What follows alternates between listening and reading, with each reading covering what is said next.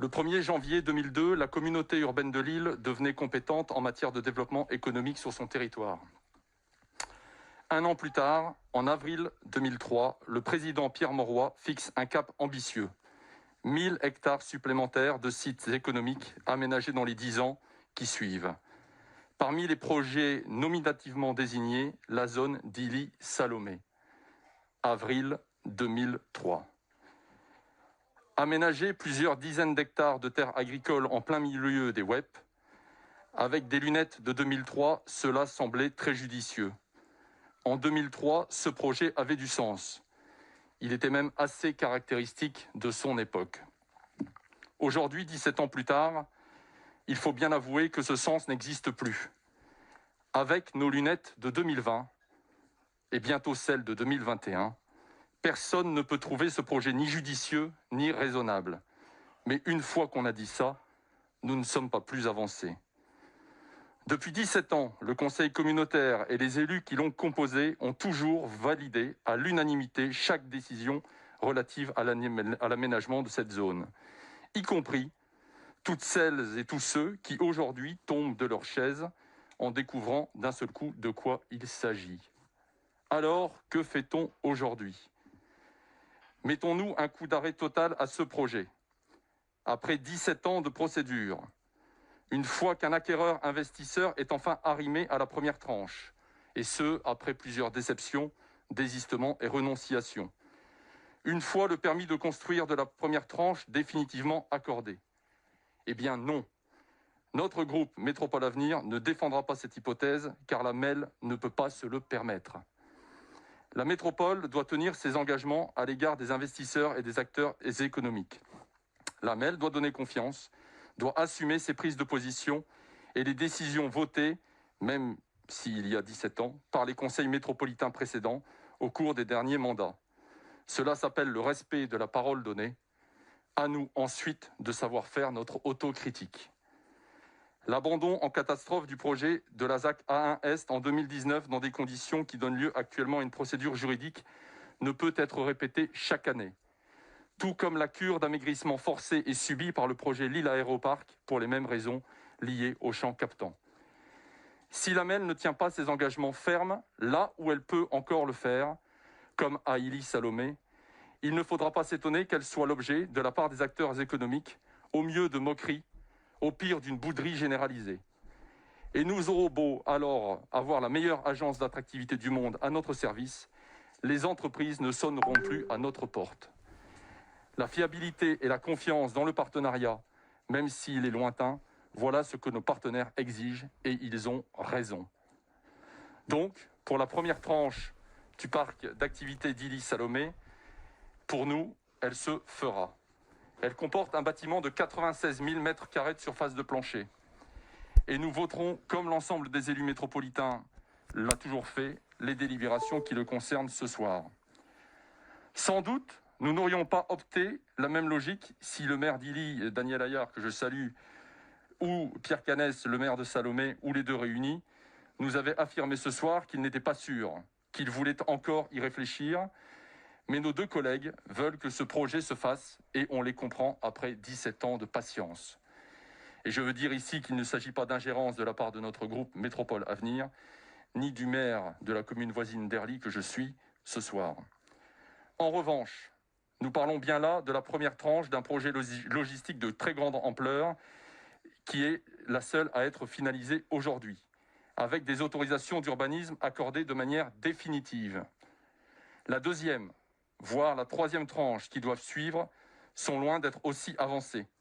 À notre connaissance, aucun projet n'est ficelé les concernant. Aucun calendrier n'existe pour leur urbanisation. Aucun engagement de la MEL ne serait mis à mal si nous prenions le temps de réfléchir et de travailler de nouveau sur ce secteur. Parce que tenir ces engagements passés est responsable, dire que l'on a commis des erreurs d'appréciation ou d'anticipation l'est tout autant. C'est pourquoi nous vous proposons de prendre le temps de la réflexion et du travail commun, notamment, en plus des maires d'Illy et de Salomé, avec les maires voisins des communes que nous sommes, à Marquilly, à Herly, à Vicre, à Fournes-en-Wep, à Fromelles, à Aubert et à Saint-Gain-en-Wep. Et j'en oublie encore peut-être. Parce parce que nous parlons bien là d'un projet de territoire, ou à tout le moins d'un projet qui aura manifestement des répercussions sur le territoire des WEP, le flux, la traversée de camions, le bruit, etc.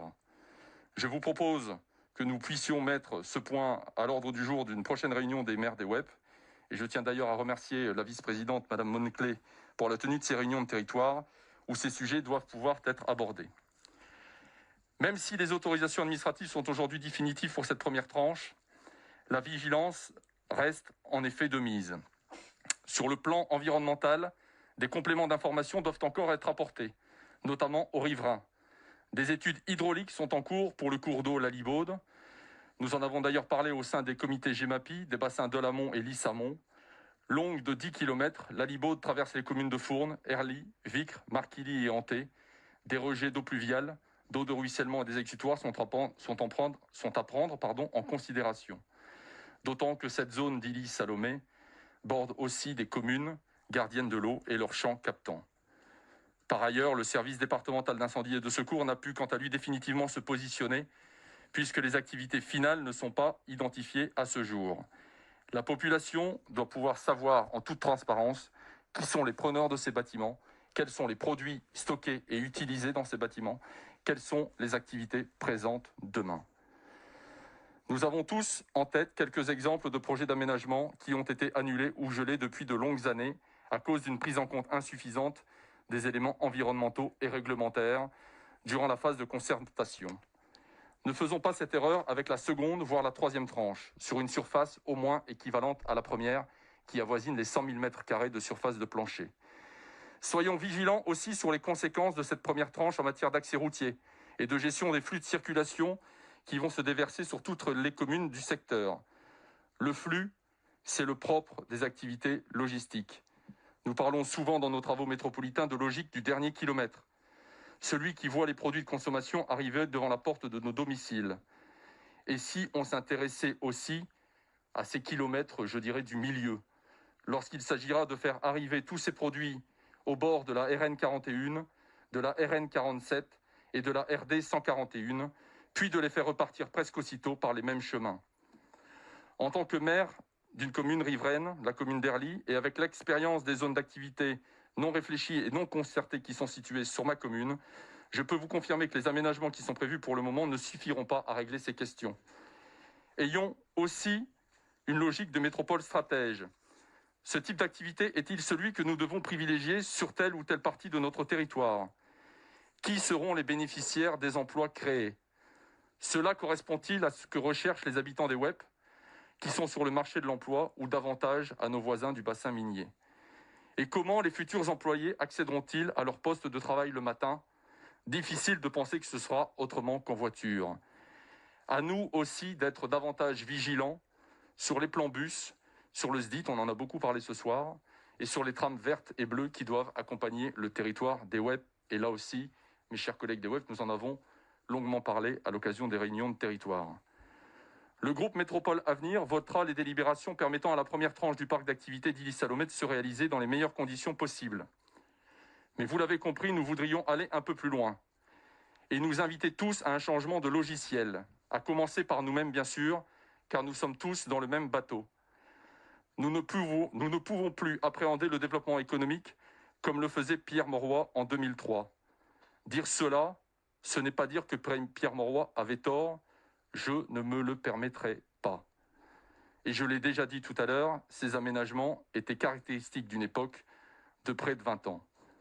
Mais malgré ses talents de visionnaire dans de nombreux domaines, il était aussi un homme de son époque, comme nous le serons nous aussi un jour. Décidons ensemble de mettre un coup d'arrêt à cette logique des 1000 hectares économiques, essentiellement pris sur les espaces agricoles et naturels. Arrêtons de convertir en entrepôts logistiques et en centres commerciaux des terres qui figurent parmi les plus fertiles. Trouvons des équilibres dans nos PLU pour nous permettre de développer nos territoires en acceptant de densifier parfois et en préservant notre ressource d'autre part. Notre collègue Jacques Ducrot, maire de Saint-Gain-en-Mélantois, me racontait récemment que les terres de la Haute-Borne étaient auparavant parmi les plus fertiles et les toutes meilleures de la métropole. Aujourd'hui, on aura beaucoup de mal à y reconstituer des vergers à l'ombre des enseignes commerciales et des immeubles de bureaux. Actons ensemble que l'avenir économique de notre métropole ce sont les friches industrielles. Leur sol est déjà artificialisé. Oui, les terres sont parfois polluées, mais pas non dépolluables. Même si cela coûte cher, il faut que nous y passions. Un état des lieux assez précis a été réalisé au cours du dernier mandat. Il en ressort que la MEL compte actuellement un total inégalé en France pour une métropole comme la nôtre de 1000 hectares. Il va falloir conclure, monsieur, vous êtes déjà à plus de 11 minutes. J'y arrive, monsieur le Président, j'en ai encore pour 1 minute. Il en ressort que la MEL compte actuellement un total inégalé en France de 1000 hectares de friches industrielles pour une métropole comme la nôtre. Tiens, 1000 hectares à nouveau. Une nouvelle opportunité. Un nouveau mode de développement et d'aménagement s'offre à nous. Monsieur le Président Castelin, nous vous lançons un défi et un challenge ce soir, même s'il est tard. Et si, Monsieur le Président, près de 20 ans après Pierre Mauroy, vous lanciez à votre tour votre propre plan 1000 hectares? Si c'est le cas, et si celui-ci répond aux enjeux que nous venons d'évoquer, vous nous trouverez à vos côtés pour le mettre en œuvre. Merci, Monsieur le Président, mes chers collègues.